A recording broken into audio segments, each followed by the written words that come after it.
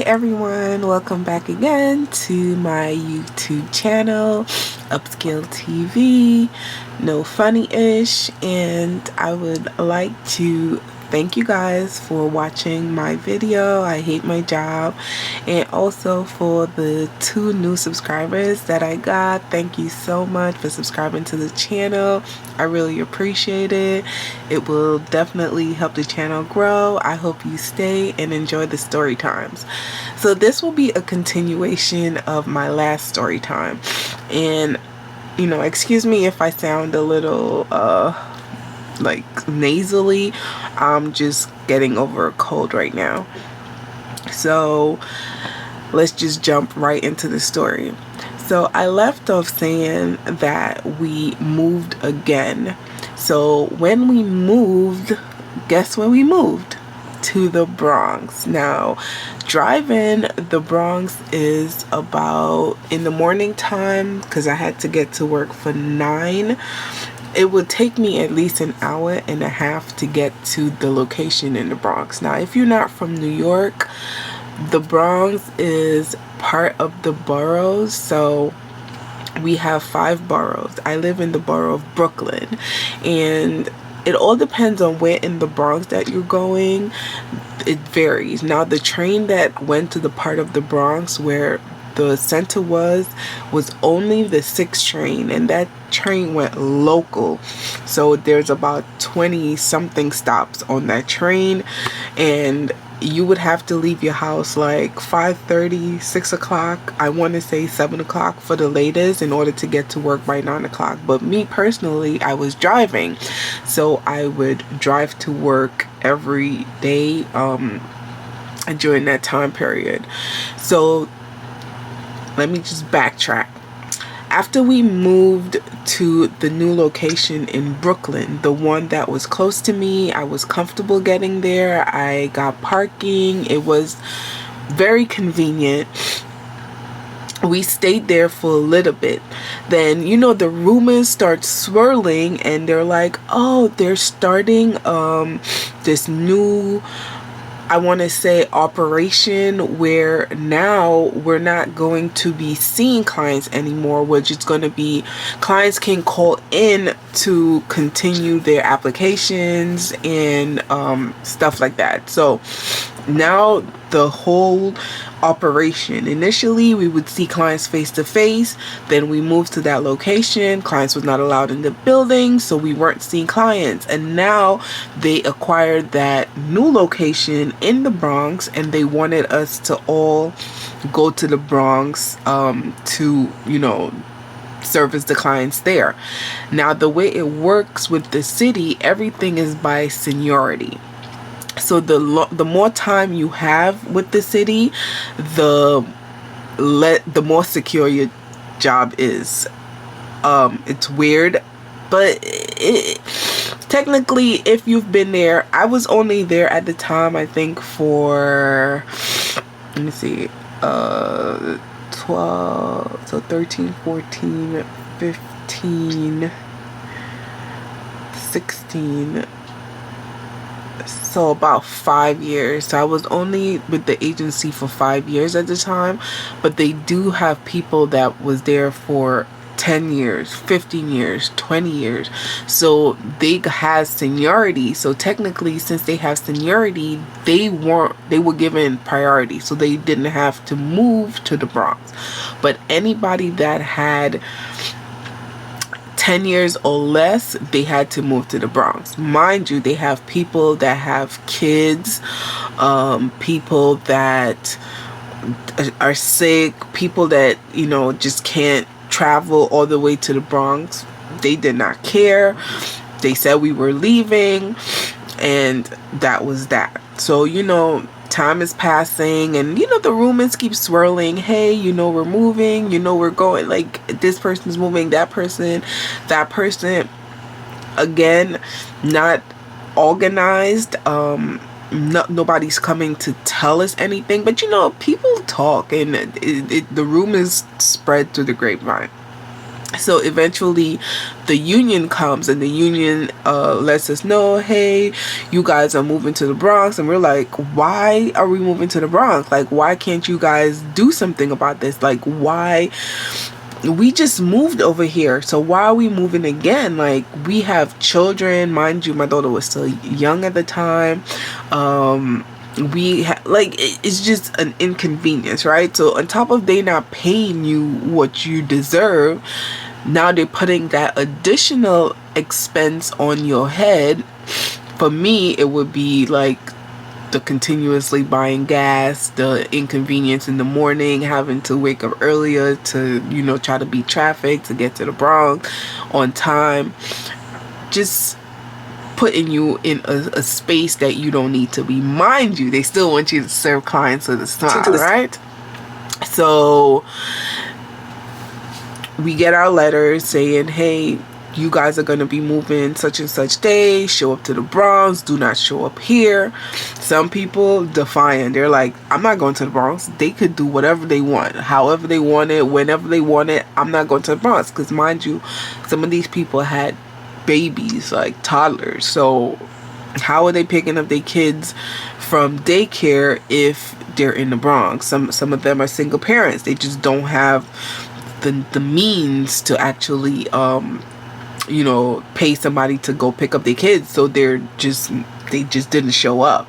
But myself and a few other people, we showed up. So basically, when we showed up,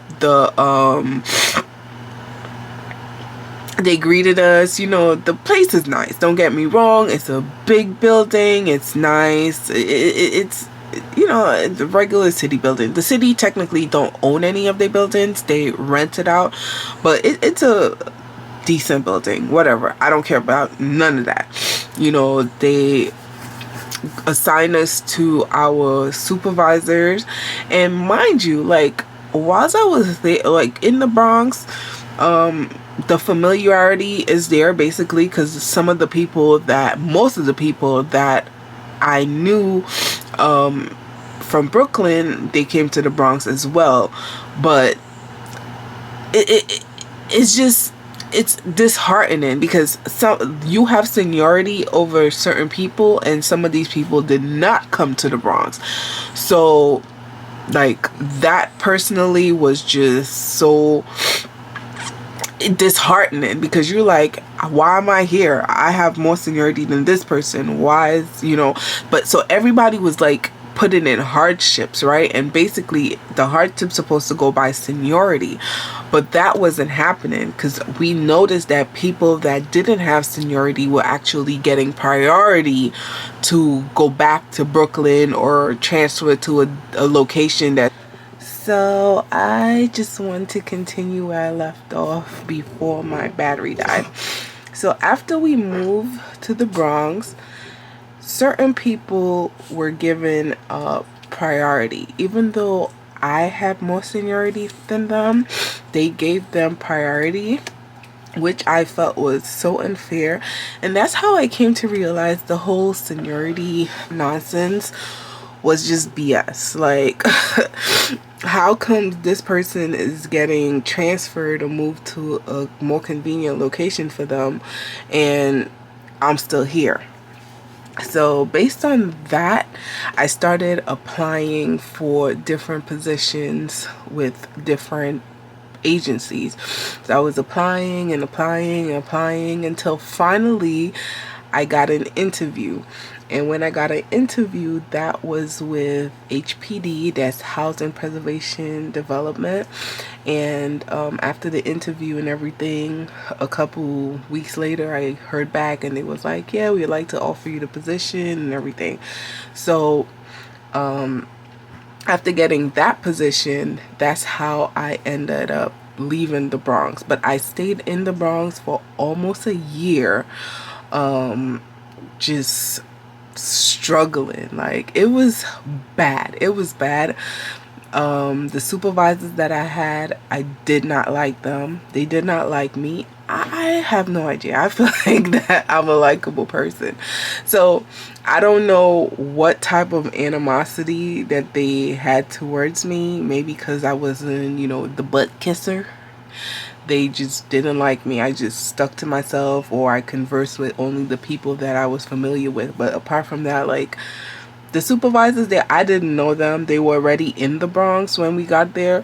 So, like, none of them were familiar, like the supervisors I had in Brooklyn. So I did not care to want to befriend them or be friendly with them or anything like that, because I did not want to be there. So after I left HRA and I went to HPD, HPD was pretty cool. The that position at HPD was for customer service. Basically, you answer the phone for any inquiries. It was only about 1, 2, 3, 4, 5 of us that was technically the customer service. So we would answer the phones. I became really cool with the girls that worked there. Just very nice. They welcomed me. I didn't feel, like an outsider or anything like that. So after staying with HPD for about 6 months, so mind you, whilst, like, I just came to realize that with the city of New York, when you're in a lower level title, they play with you a lot. Like, you're like the chess piece that means nothing. Well, maybe not. It's not like it doesn't mean anything, but they could just, you're disposable, basically. So they treat you how they want to treat you. So whilst I was there, I was just taking exams. I was applying for positions consistently because I'm like, I need to get out of there. But I'll tell you, like, the irony. There's like a total irony to this, right? So after I was at HPD, I was there for 6 months, and then I took an exam for a fraud investigator. So when I took the exam for the fraud investigator, I passed. I had my list number. I was high up on the list. So they called me into the pool. Now, the way it works is when you take an exam for the city, you score a certain number, they rank it, and then you get called in for a pool once they have vacancies. So they called us into the pool. You get interviewed. Basically, they ask you the basics about, what you know about the position, or whether you'd be a good fit. Mind you, the positions that we were interviewing for the fraud investigator, that was a new program. So everybody that was being interviewed for that program never worked there before. Basically, we were the ones that starting that program. So after I got my interview, they offered me the position, and I only spent 6 months with HPD, and then I went back to HRA, but in the capacity of a fraud investigator. So after being a fraud investigator for about, I want to say, 8 months, given, again, I'm constantly taking exams because I'm like, listen, after a while I get familiar with the position, it gets bored to me. I just don't want to do it anymore. So I'm like, you know what, I need to apply for something else. So I at the same time, so prior to that, I had applied for this title called Principal Administrative Associate. So those are the supervisor titles, and I applied, and I think I took the test for that. I scored a 77. Most out of all of us that took the exam, only 2 of us passed that exam, myself and my other work associate, and another person appealed and they ended up passing, and so it basically 3 of us. So they called me for the pool for that position. I interviewed for that, and then I got that position and I became a supervisor. So I was a supervisor for the fair herring department. That in itself was crazy, only because I just felt like my supervisor, she just wasn't she was lazy. Honestly, she was lazy. So when they would require her to do something, she would require me to do it. But it's not part of my title, but she would ask me to do it. And they had other supervisors there. One of them barely came to work. The other one, she didn't like. It was just it's so crazy and shady working for the city of New York sometimes. And but all of these experiences have built me and made me the person that I am right now. So I'm not gonna knock it. While I'm going through it, it's horrible, but you know what, I don't let the negative part affect me as much.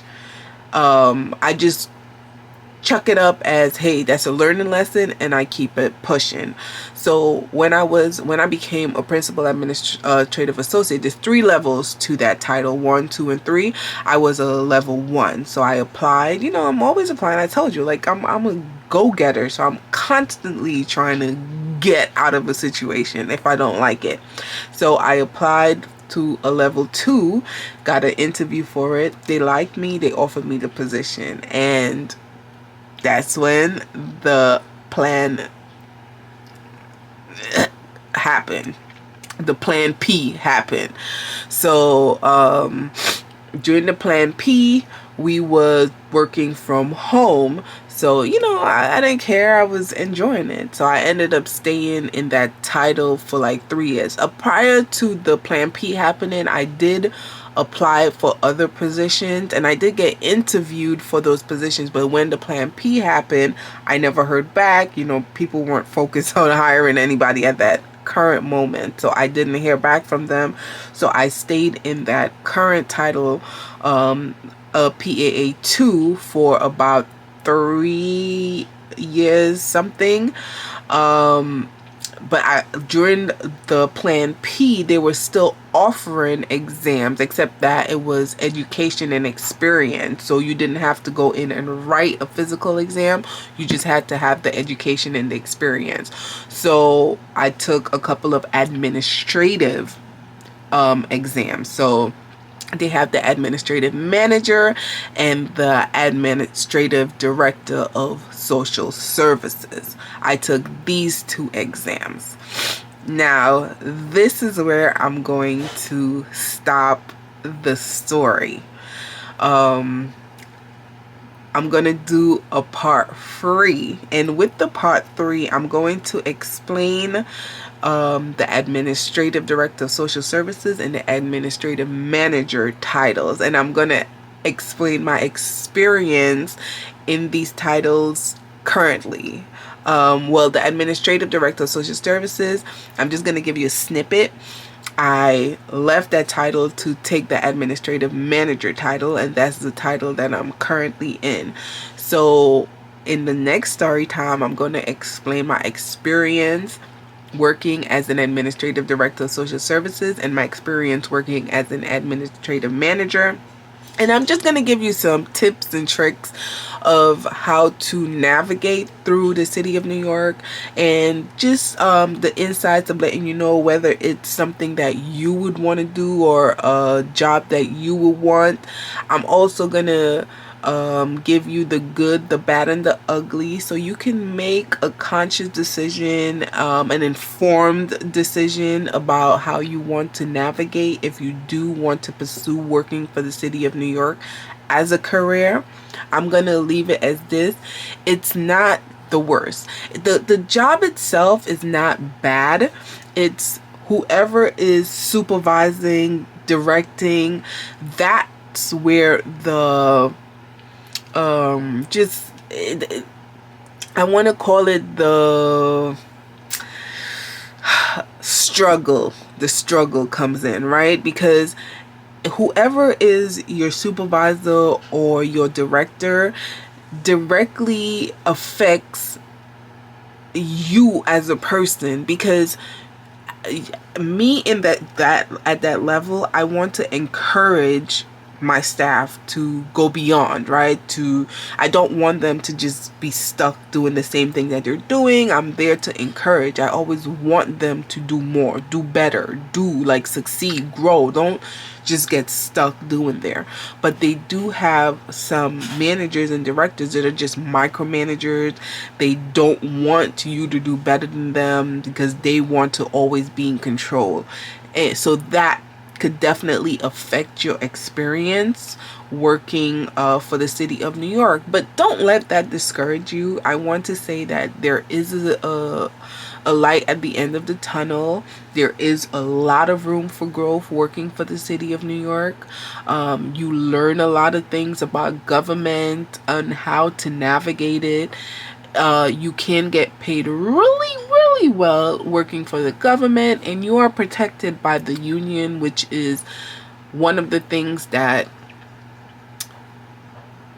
kept me working for the city of New York. Just the whole guarantee of, hey, you're not gonna lose your job if you call out a couple days or a day or late. So stuff like that definitely are the positives of working for the city of New York. But thank you guys for listening to my story time. I really hope you enjoyed it. Don't forget to like, comment, subscribe. Please guys, I just need the engagement. I'm trying to get this channel up and going. So don't forget to like, comment, and to subscribe. Let me know what other story times you would like for me to talk about. Let me know if you have any questions about the city of New York. If you want to work for the city of New York, if you have experience working for the city of New York, leave it in the comment section below. We can have a conversation. Let's chat about it. So again, thank you so much, and I will talk to you soon.